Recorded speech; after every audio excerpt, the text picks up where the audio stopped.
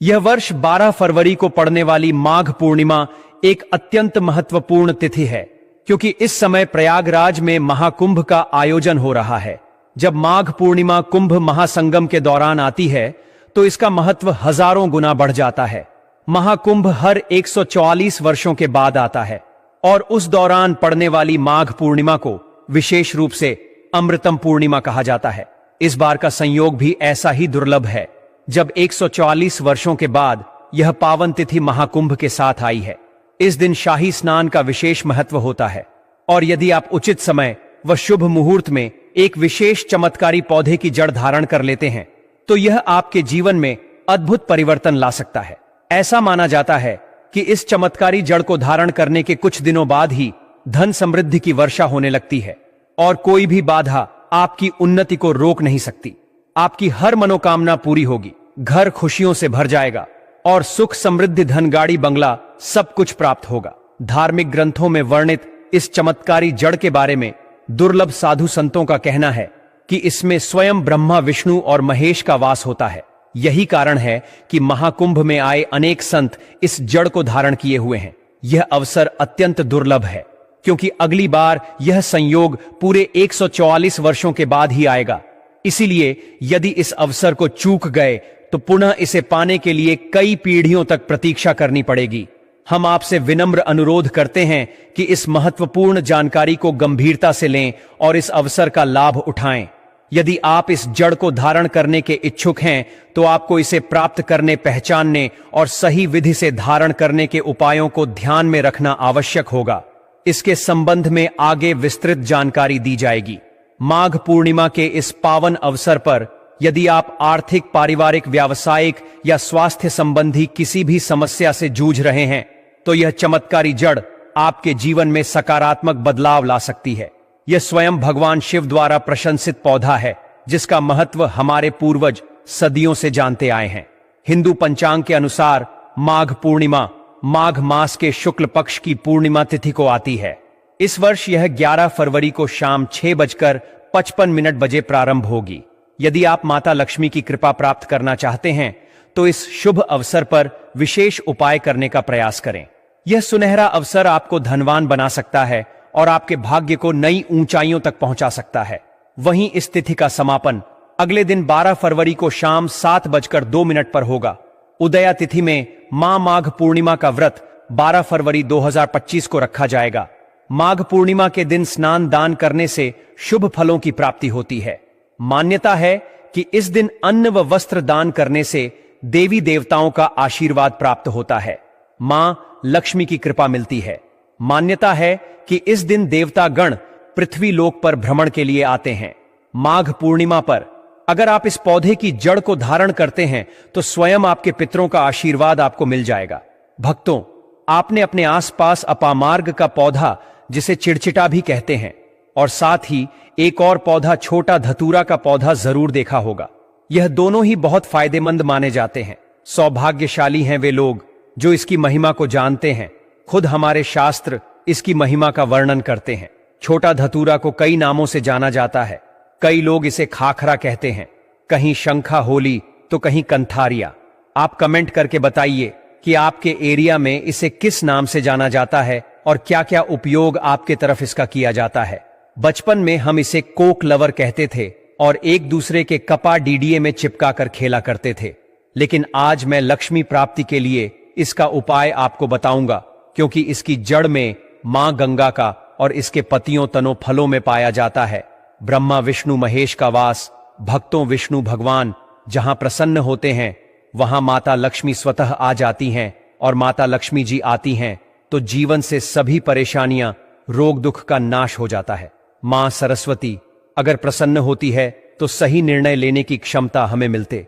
हमारा हर निर्णय हमारे लिए लाभकारी सिद्ध होने लगता है। आपके जीवन में आपको उन्नति करने से कोई नहीं रोक पाएगा। आपकी हर मनोकामना होगी, पूरी खुशियां से भर जाएगा। आपका घर जीवन आपका खिलखिला उठेगा। कुल मिलाकर धन से संबंधित तो कोई परेशानी होने ही नहीं वाली। आपको भक्तों, आप इस वीडियो को अंत तक जरूर देखिए, क्योंकि हम आपको हर चीज बारीकी से बताएंगे। प्रिय भक्तों, चिड़चिटा के पौधे की बात करें तो इसे अपामार्ग भी कहा जाता है। इस पौधे के माध्यम से पेट की लटकती चर्बी, सड़े हुए दांत, गठिया, अस्थमा, बवासीर, मोटापा, गंजापन, किडनी, इन सभी जैसी 20 से अधिक रोगों का नाश हो जाता है। इसीलिए आप समझ सकते हैं कि यह वरदान के समान है। आपके एरिया में देखते होंगे बूढ़े बुजुर्ग जो हैं वह बताते होंगे कि इसका इस्तेमाल कैसे किया जाता है। इस पौधे से दातुन किया जाता है, खास रिवाज है।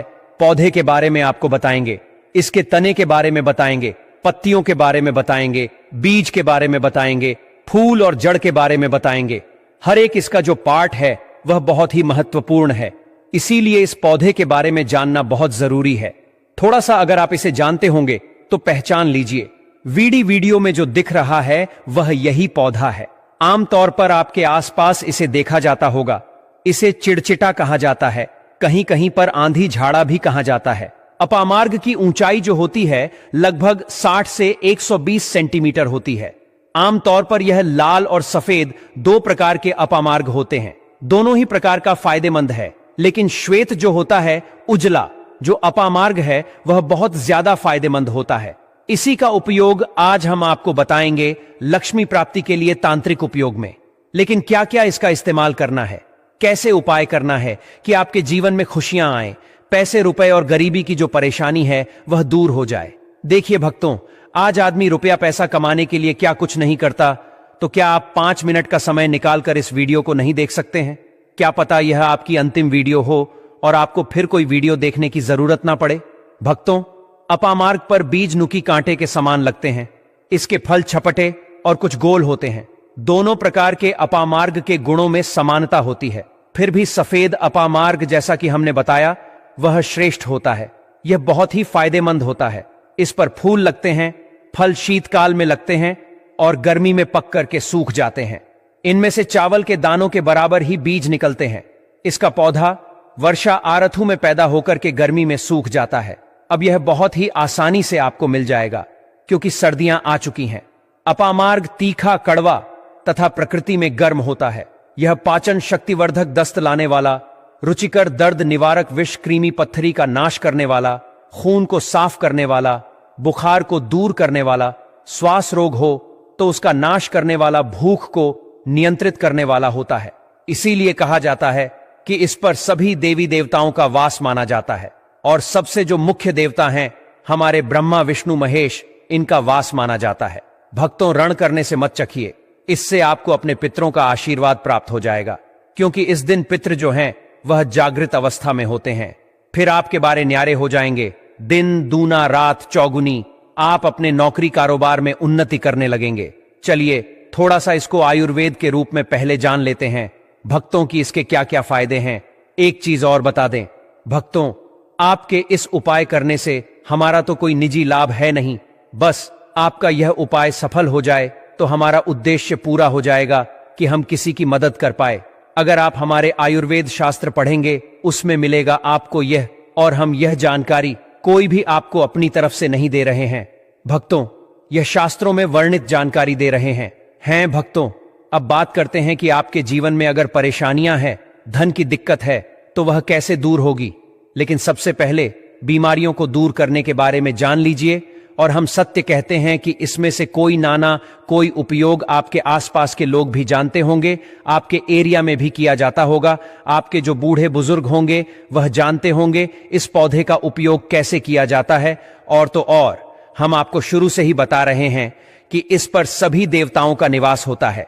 अगर न कि 7.5 ही से परेशान है तो भी वह दूर हो जाता है।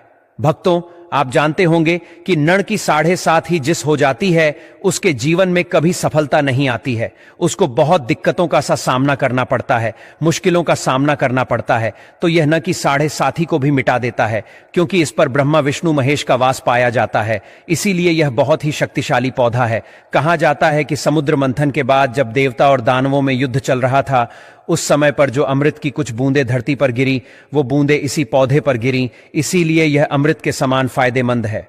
अब बात करते हैं हम आपके लिए कि इसका कौन सा वह तांत्रिक प्रयोग है जो मौनी अमावस्या के दिन आपके के जीवन को बदल करके रख देगा। तो क्या करना है, आपको अपामार्ग लाना है। सबसे पहले तो अपामार्ग को जड़ से पूरा उखाड़ लेना है। ध्यान रखिए क्या करना है, अपामार्ग को जड़ से पूरा उखाड़ना है। इसके बाद इसको सुखा देना है। जी हां दोस्तों, इसको सुखा देना है। सूख जाने के बाद क्या करना है, आपको इसको जला लेना है। जला करके के इसकी जो राख बनेगी उसे लाल कपड़े में बांधना है। क्या क्या सुखाना है आप ध्यान रखिएगा। इसके जो फल लगा हुआ हो वो फल भी उसी में हो, पत्तियां हो, जड़ हो, पूरी की पूरी जड़ होनी चाहिए। जड़ को थोड़ा सा हरा काट लीजिएगा, जब हरा रहे सूखे तभी ही काट लीजिएगा, उसको जलाइन लीजिएगा। इसके बाद इसको पूरा जला दीजिएगा। जलाने के बाद उस राख को क्या करना है, आपको लाल कपड़े में बांध लेना है और उसमें एक जो कौड़ी होती है, जो माता लक्ष्मी के लिए कौड़ी बहुत ही शुभ मानी जाती है, उसको रख दीजिएगा। अब इस लाल कपड़े में आपको गांठ बांध देनी है और इसको ले जाकर के एक लोटे में भरना है। अगर तांबे का छोटा लोटा है तो अच्छी बात है, नहीं तो मिट्टी के लोटे में आप इसको भर दीजिएगा और उसको लाल कपड़े से ढक दीजिएगा। लाल कपड़े से ही बांध केगा। इस बात का विशेष रूप से ध्यान रखिएगा।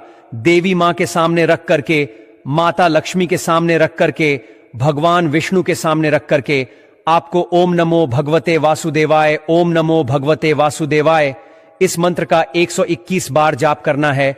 ओम नमो भगवते वासुदेवाय बोलिएगा। लक्ष्मी माता को प्रणाम कीजिएगा, मन से आत्मा से प्रणाम कीजिएगा। सभी देवी देवताओं को, जिस भी देवी देवता को आप प्रणाम करना चाहते हैं उनको कीजिएगा और कमेंट में उस देवी देवता का विशेष कृपा पाना चाहते हैं तो नाम लिख दीजिए। और उस देवी देवता को याद करने के बाद आपको क्या करना है, मन से आपको क्षमा मांगनी है कि हे प्रभु, हे ईश्वर, मुझसे जीवन में जो जो भी गलतियां हुई हो, जो भी मुझसे भूल हुई हो, जाने अनजाने में उसको क्षमा करें और मेरे जीवन को बदल दें। मेरे जीवन से परेशानियों को दूर कर दें, मेरी आर्थिक समस्याओं को दूर कर दें। मेरे जीवन में जो भी कठिनाइयां हैं या जो आपकी इच्छा है वह बोल दे माता रानी से, वह बोल दे भगवान विष्णु से। आपके जीवन की परेशानियां दूर होने लगेंगी। खास बात यह है कि जिस पर भगवान विष्णु प्रसन्न होते हैं उसका दोनों लोक सुधर जाता है, यानी कि लो और परलोक दोनों सुधर जाता है। यहां तो आपको माता लक्ष्मी की कृपा मिलती है इसलिए यहां का जीवन सुधरता है, लेकिन परलोक में बैकुंठ धाम मिलता है।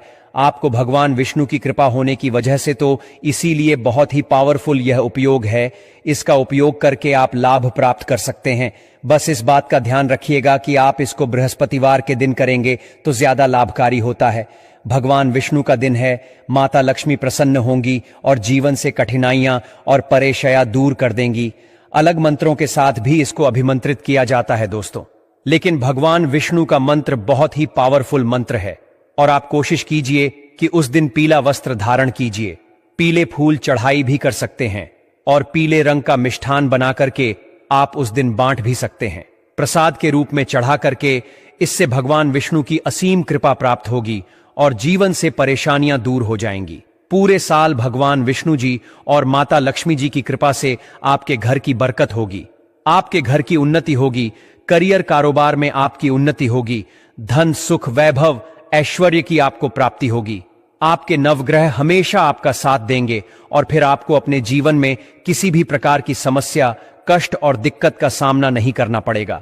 अगर किसी व्यक्ति को बार बार व्यापार में नुकसान हो रहा हो तो अपामार्ग की जड़ को गंगा जल से पवित्र कर अपने व्यापार स्थल पर लटकाने से शत्रु की बुरी दृष्टि से सुरक्षा होती है और व्यापार में उन्नति होती है। जो लोग विशेष रूप से नौक में तरक्की चाहते हैं उन्हें अपामार्ग की लकड़ी से बने छोटे यंत्र को अपने कार्यस्थल पर रखना